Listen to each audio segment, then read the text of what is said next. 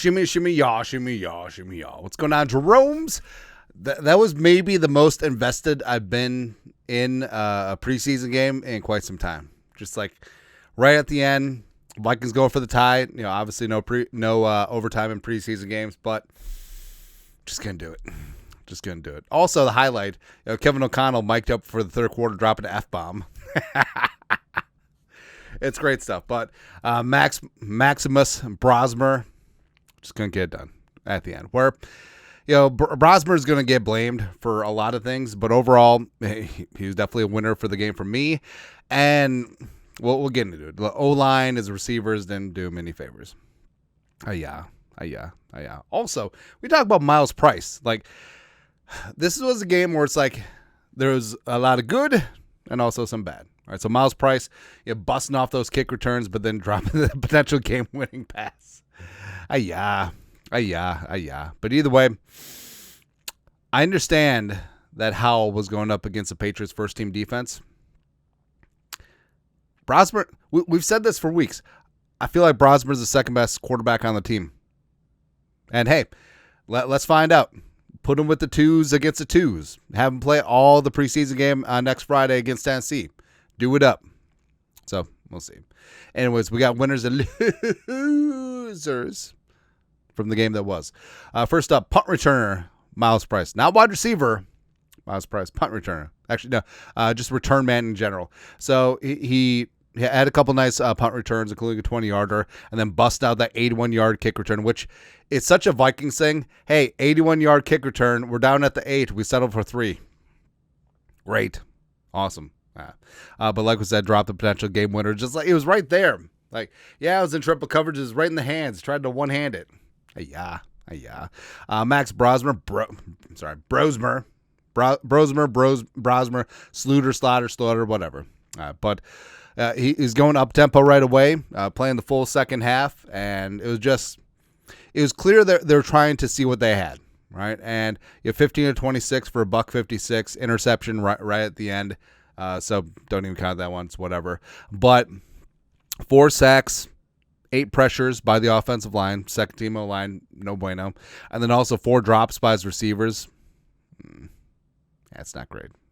But I do think because of his accuracy, his placement, his ability to sense pressure, buy himself a little extra time, and just getting rid of the ball quick, I feel like there's something there. Certainly feel like there's something there. Winner number 3, Whale the Throw record. He's the dirty man is back, 4 of 4, long of 54, with both holders as well. It's good to go. It was like right in John Parker Romo's face, like, we don't need you. Yeah. Winner number 4, running back Xavier Scott. So, I mean, Ty Chandler was fine. Also had some good pass blocking reps, especially against Milton Williams was in there early. But I think Xavier Scott should be running back 3. Scott, he's actually a better receiver than Ty Chandler, which is kind of saying a lot. But but again, former wide receiver, converted running back. He runs weird, but I can't take my eyes off him. He's a tough dude. He's tough to tackle. 10-28 rushing, 3 for 44. The Vikings screen game. And we said, like, in training camp, the Vikings have been working on a ton of screens, and you always wonder, it's like, hey, is this what they're working on today specifically, or is this a feature or a bug? Is this going to be part of the offense? Looks like it's going to be part of the offense. All right. Also, winner number 5, carry on my J-word, son. So, yes, did have that missed tackle on the Chisholm touchdown, whatever. But pass breakup on Henderson with the wheel route, had 6 tackles, and overall just flying around making plays. He really did look like one of the best Vikings defenders out there today. One of the other great Vikings defenders, defensive tackle Elijah Williams. Elijah for the 53. I feel like we're at that point, especially with Levi Drake Rodriguez dinged up. He may start the season on injured reserve, right? So I think Elijah Williams has definitely proven it. And also, as we said, always bet on the UDFA tryout guy. But he's got a shimmy. He's got a shake. He blows up a gap. Great against the run. Hustle as well. 4 tackles, 4 pressures. A couple tackles for loss. Like, he was doing work, man. Winner number 7, wide receiver Tim Jones. Again, wide receiver Tim Jones. 5 for 68 from Brosmer. Like, the connection is legit. And it's so funny because you see it in practice where, Tim Jones on the 9 route on the left sideline, from the X spot, and bros are just like, whatever. Psh, connection. Then they do it in a game. It's like, oh, that's why they lift all them weights. Yeah. Sean Jones also, 4 for 39 on 6, plus the big time 4th and 17 conversion. Yeah, I have something there. All right. Tiernan Dawkins, who's been getting some work with the first team defense as of late. I think that he'll actually have a role come regular season because especially early down, he's solid against the run and he's very good at setting the edge. Also, nice tackle for loss on Michael Onwenu. That's right. The stud Patriots right guard, $20 million a year, the pride of Michigan. All right, so TID doing some good things. Also getting pressure on 4th downs, good. Zamiah Vaughn. Awesome. So he started along with Nudie and Dwight McLaughlin, Nudie and Mekhi Blackman. Had a couple nice tackles. Was in on a corner blitz as well. His length is stunning, and also definitely held his own in one-on-ones. It just he's like a power forward playing cornerback. It's cool to see. Winner number 11, linebacker Kobe Jones, the 6th round pick out of Penn State. Yeah, but also, he's known as a 2-down thumper, but he was solid in coverage, covering Trevion Henderson, who's going to be a star in this league, by the way. It really sucks that Trevion is just busting out because now he's no longer a fantasy sleeper. So whatever. But Kobe was out there, playing 3 downs when he was there, wearing the green dot and getting the defense called and lined up. He's a true leader. 5 tackles out there as well. And plus coverage-wise, I feel like things come along. Yeah, Gabriel Murphy, setting the edge against the run, which is a huge part about being a 3-down player because you can rush the passer, right? Also got a bunch of quick pressures out there. Hey, Bo Richter almost had the Gink 6, which is cool to see. Austin Keys. So one of the reasons why Osmo's let go because I feel like they like Austin Keys, they like Mousy, they like some of these younger off-ball linebackers. But good work on defense. Recovered the Ty Felton fumble on the kick return, which Rashawn Lee, I'm sure his PFF grade is going to get shredded, but he did have a couple nice reps coming up for Blake Brandel at right guard. Then nice block for Xavier Scott on the screen. So Lee, like he is mobile, agile, hostile. Could be something there. Also, nose tackle Taki Taimani, huge 3rd down stop late in the game, gave the Vikings a shot.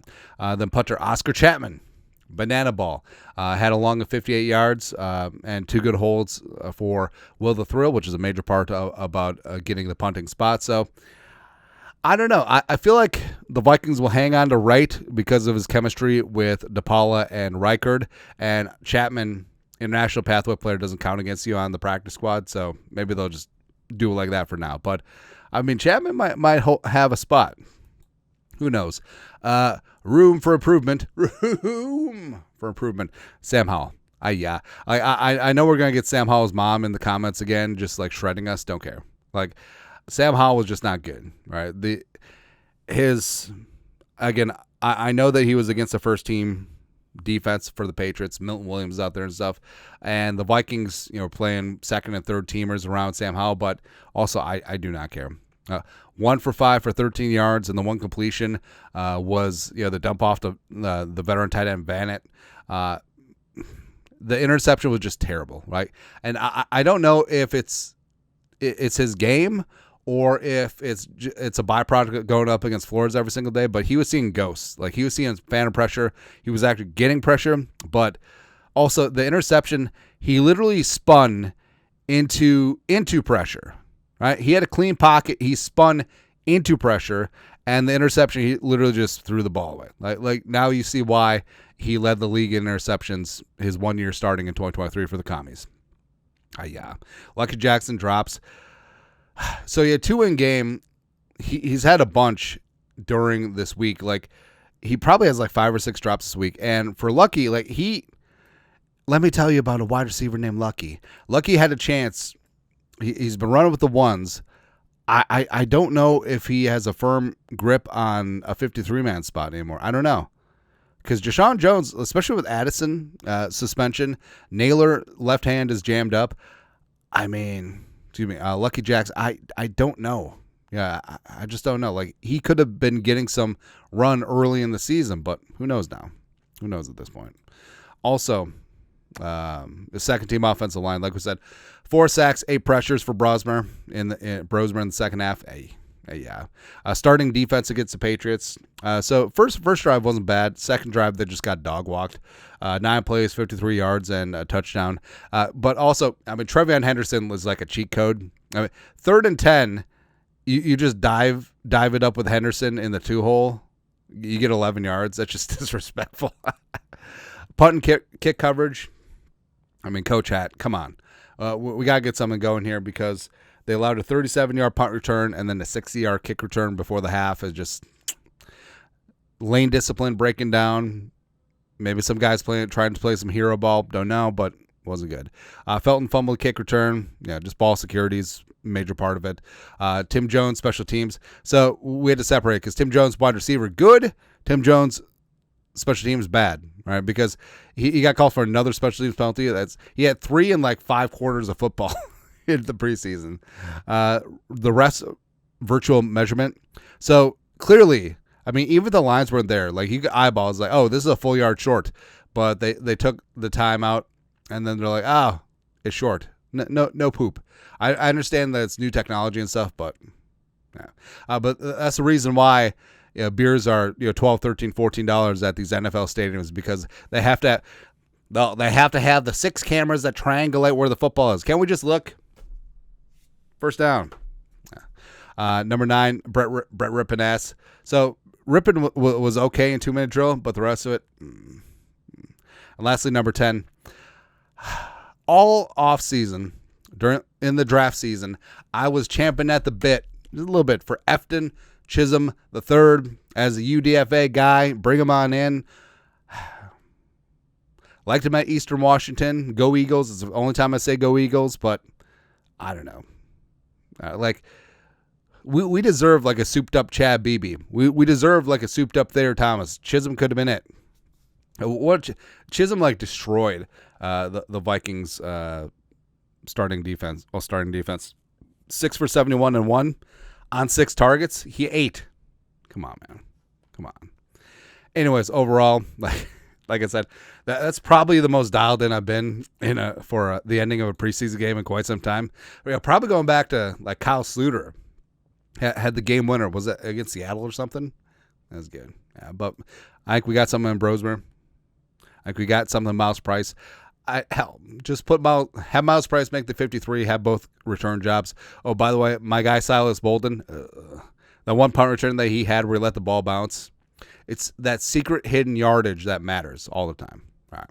Anyways, that's it. That's winners, losers. Who were yours in the comments section? Let us know. You guys are the best you have to do. Skol, production value.